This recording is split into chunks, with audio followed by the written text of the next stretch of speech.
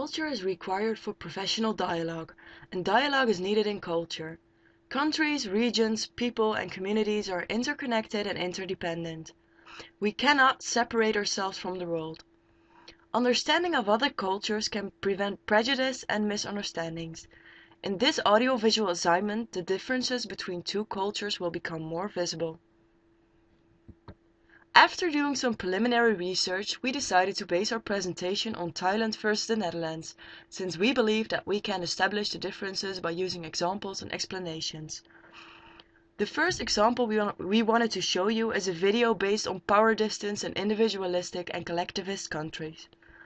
According to Hofstede, power distance is defined as the extent to which the less powerful members of institutions and organizations within a country expect and accept that power is distributed unequally.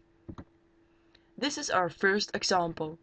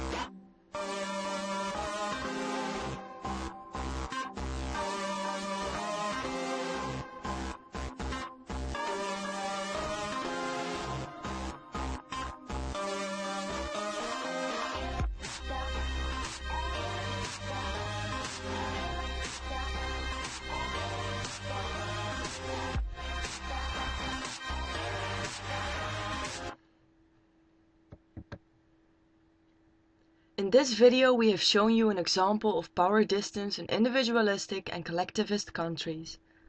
As mentioned before, we based our audio-visual assignment on two countries, Thailand and the Netherlands.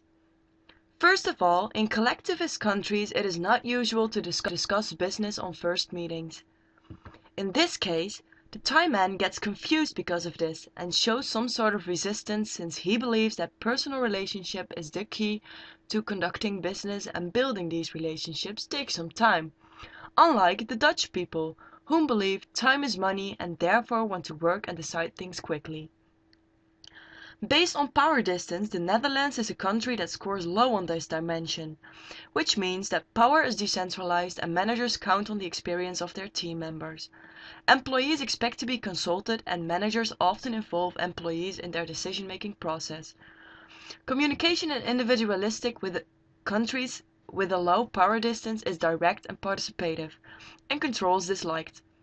Thailand scores high on the power distance dimension, which means that there is a strict chain of command and employees are not involved in any decision-making process. In this case, the reason for the misunderstanding is that both the Thai and the Dutch guy have their own beliefs and ways of arranging things, which do not accord with one another.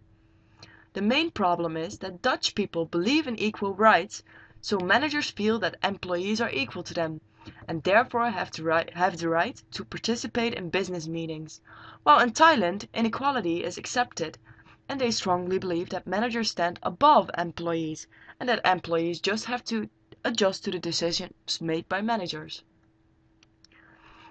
We are now going to explain the difference between high and low context countries.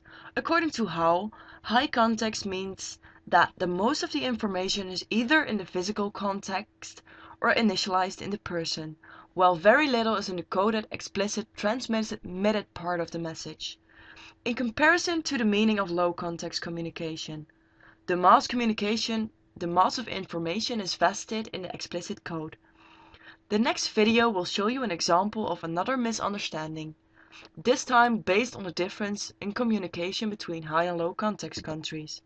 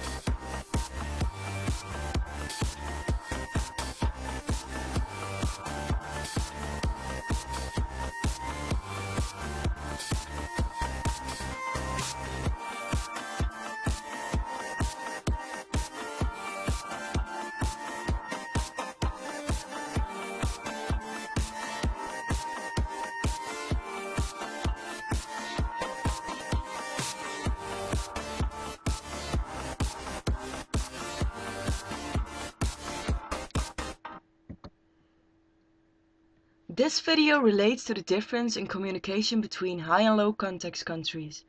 Thai people, for instance, discuss everything in advance and consider meetings as an official ceremony where the already commonly agreed decision will be announced. This is important in the way of giving and keeping face, which in this case also refers to collectivism. The Dutch, in contrast, inform the participating attendants in the meeting about the hard and necessary facts. The decision-making process takes place within the meeting, while in Thailand people are already well informed before they meet each other, and much explicit and detailed information would probably be seen as an insult, because everything is already clear. To understand what someone really meant in a conversation, and to avoid misunderstandings, it is important to realize how it was said. In high context systems, people expect from their interlocutor that he or she knows what the message of communication was. In case of a meeting where those countries from high and low context cultures would have to work and discuss, the Thai would not interact and express their disagreement or reservations. For Thai issues, circumstances and relationships are as important as work, so they would comment only in a more private or appropriate occasion. They first need to build up an interpersonal relationship, a foundation where it is possible to find the right level of context. As was shown in the video, people from low context cultures, thus in this case the Dutch, they argue about each other's opinion within the decision-making process and take discussions in their own hands to come to an agreement. Within this process, members of low context tend to be precise and provide just the required information, and in case of silence it has to be filled. When dealing with different people from high and low context cultures, you always have to be aware of your interlocutor's cultural origin.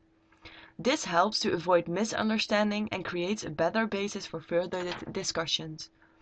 So, in order to communicate successfully, you have to consider the cultural differences and the predominating communication process in individualistic and collectivistic cultures.